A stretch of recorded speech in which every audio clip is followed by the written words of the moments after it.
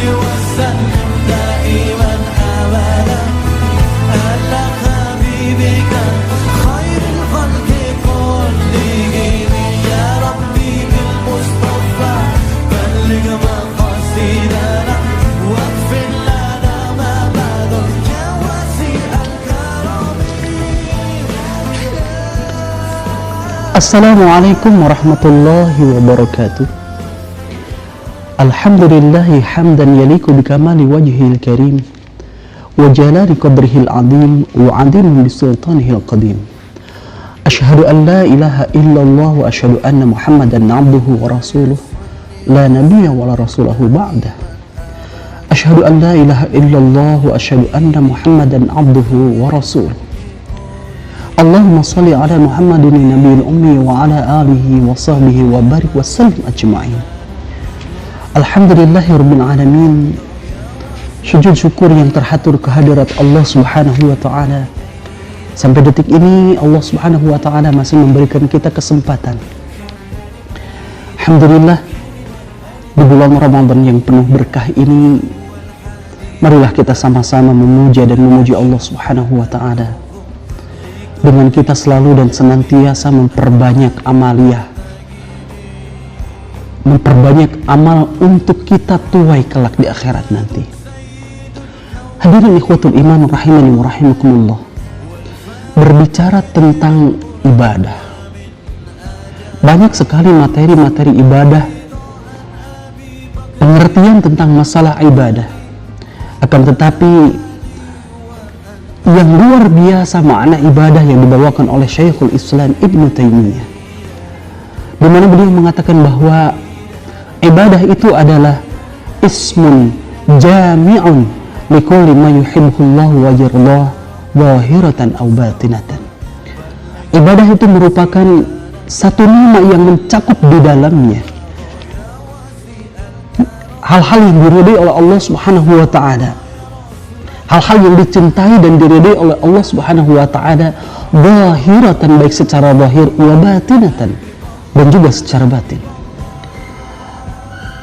Dan untuk ibadah inilah, maka bukan hanya sekedar ibadah ritual saja, akan tetapi ibadah itu adalah mencakup banyak hal. Dan di antara semua ibadah yang begitu banyak, di antaranya adalah termasuk juga kita berkeluarga. Berkeluarga itu merupakan satu ibadah yang luar biasa, dari bangun pagi bahkan menjelang tidur sampai pagi lagi.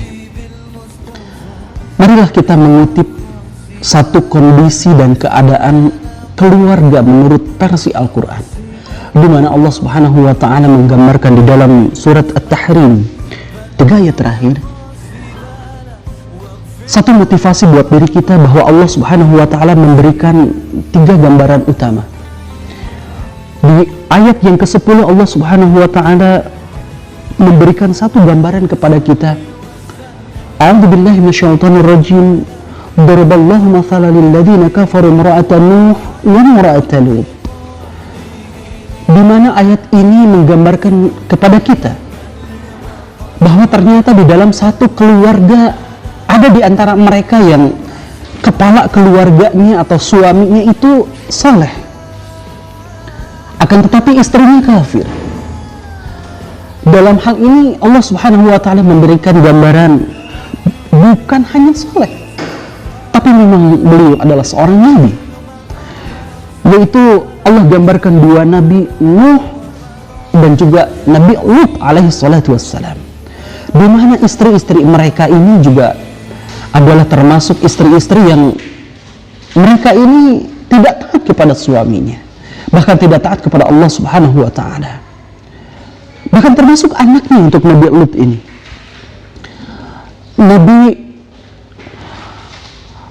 Di dalam surat Hud ayat ke-46, Allah Subhanahu wa taala ketika waktu itu menggambarkan bagaimana kondisi Nabi Nuh alaihissalam, di mana Nabi Nuh juga adalah seorang manusia biasa yang kemudian curhat kepada Allah Subhanahu wa taala, ya Allah, bukankah Kan'an anakku itu adalah darah dagingku, kata Nabi Nuh. Maka Allah Subhanahu wa taala menjawab di dalam surat Hud ayat ke-46 ini dengan satu firman-Nya adalah qala ya Nuh. Allah mengatakan, wahai Nuh, innahu laisa min ahli. Dia itu adalah bukan bagian daripada keluargamu. Innahu amalun ghairu salih. Tapi dia itu adalah karyamu yang ghairu salih, yang tidak saleh. Hadirin ikhwatul iman rahimani wa rahimakumullah. Ternyata gambaran keluarga yang pertama inilah yang mudah-mudahan kita tidak termasuk di dalamnya. Kemudian yang kedua adalah istrinya beriman. Yang kedua inilah gambaran, kalau tadi yang pertama adalah suaminya beriman sementara istrinya kafir. Yang kedua inilah adalah istrinya iman akan tetapi suaminya kafir. Kebalikan dari yang pertama. Hadirin ikhwatul iman rahimani wa rahimakumullah. Dalam hal ini Allah Subhanahu wa taala memberikan gambaran adalah Asyah binti Muzahim, di mana seorang suaminya adalah orang yang jarang sekali kita dapatkan di dunia ini.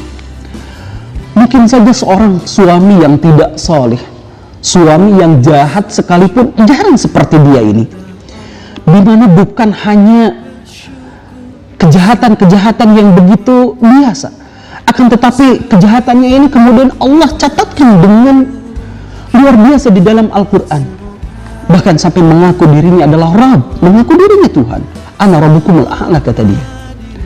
Dan inilah kondisi yang dimana Rasulullah Shallallahu Alaihi Wasallam melalui riwayat Imam Ahmad, Rasulullah mengatakan di dalam hadisnya, afdalun nisa arba'ah. Ada 4 perempuan, 4 istri yang kemudian ini adalah termasuk afdalun nisa, yang terbaik dari antara wanita itu menurut Rasulullah Shallallahu Alaihi Wasallam ada 4. Yang pertama adalah Khadijah binti Khuwailid. Yang keduanya adalah Fatimah binti Muhammad, wa Maryam ibni Imran, wa Maryam binti Imran. Yang selanjutnya yang keempat adalah wa Aisyah binti Maryam, wa Asyah binti Muzahim. Keempat orang inilah yang kemudian oleh Rasulullah Shallallahu Alaihi Wasallam diabadikan dengan tinta emas keabadian, di mana 4 orang perempuan ini termasuk 4 orang yang perempuan yang sempurna. Kemudian bahkan di dalam hadis yang lain yang diriwayatkan oleh Imam Bukhari dan Muslim, kamula minar rijal kathir, yang sempurna di antara laki-laki itu banyak. Walam yakmul minan nisa illa imra'atain, akan tetapi di antara wanita hanyalah ada 2 orang saja. Yang pertama adalah Maryam binti Imran. Yang pertama adalah Maryam binti Imran, anaknya Imran. Yang kedua adalah wa Asyah binti Muzahim. Yang kedua adalah Asyah binti Muzahim. Ini adalah istri daripada Fir'aun yang digambarkan di dalam ayat ini. Hadirin ikhwatul iman rahimani wa rahimakumullah. Dan yang ketiga, sudah tidak berbicara lagi bagaimana kondisi suami dan istri. Akan tetapi di ayat yang terakhir, Allah Subhanahu wa taala di dalam surat At-Tahrim mulai menggambarkan anak. Wa Maryam ibnata Imran allati ahsanat farjaha fanafakhna fihi min ruhina wa saddaqat bi kalimati rabbiha wa kutubihi wa kanat minal qanitin. Dengan begitu hebatnya Allah Subhanahu wa taala memuji kepada seorang anak, yaitu Maryam binti Imran. Dan ini merupakan gambaran jika seorang anak ini menjadi hebat di mata Allah Subhanahu wa taala, ini bukan berarti anaknya saja, karena anak pasti ada yang membimbing dan mendidiknya. Maka ini adalah gambaran di mana bukan hanya seorang anak, akan tetapi di situ hadir seorang ayah dan seorang ibu yang luar biasa. Bahkan dari seorang ayah dan ibu melahirkan seorang anak yang luar biasa, bahkan mempunyai keturunan yang luar biasa lagi, yaitu Isa, Nabiullah Isa alaihi salatu wassalam. Hadirin ikhwatul iman rahimani wa rahimakumullah. Dari ketiga gambaran keluarga inilah mudah-mudahan kita semua digolongkan oleh Allah Subhanahu wa taala termasuk golongan keluarga yang ketiga, golongan yang diangkat oleh Allah Subhanahu wa taala dengan sebuah kemuliaan, di mana mulia ayahnya, mulia ibunya, menghasilkan keturunan yang mulia, bahkan menghasilkan juga cucu-cucu dan anak-anak yang mulia. Hadirin ikhwatul iman rahimani wa rahimakumullah. Oleh karena itu marilah kita sama-sama memelihara diri kita, memelihara keluarga kita dari dahsyatnya siksa api neraka. Hadirin ikhwatul iman rahimani wa rahimakumullah, di bulan yang penuh keberkahan ini kita meminta kepada Allah Subhanahu wa taala, semoga Allah Subhanahu wa taala selalu dan senantiasa membimbing kita ke jalan yang diridhoinya, selalu dan senantiasa terus membimbing kita, keluarga kita, anak-anak kita, keturunan kita, dan seluruh kaum muslimin untuk menjelang hari kiamat kelak kita diberikan kekuatan oleh Allah Subhanahu wa taala untuk selalu taat kepadanya. Oleh karena itu, mari kita memohon dan berharap kepada Allah Subhanahu wa taala lewat saum kita, lewat salat kita berdoa kepada Allah Subhanahu wa taala. Mudah-mudahan di saum kita, salat kita, dan seluruh amalan kita diterima oleh Allah Subhanahu wa taala. Rabbana atina fid dunya hasanah wa fil akhirati hasanah wa qina adzaban nar. Wa akhiru da'wana alhamdulillahi rabbil alamin. Wassalamu alaikum warahmatullahi wabarakatuh.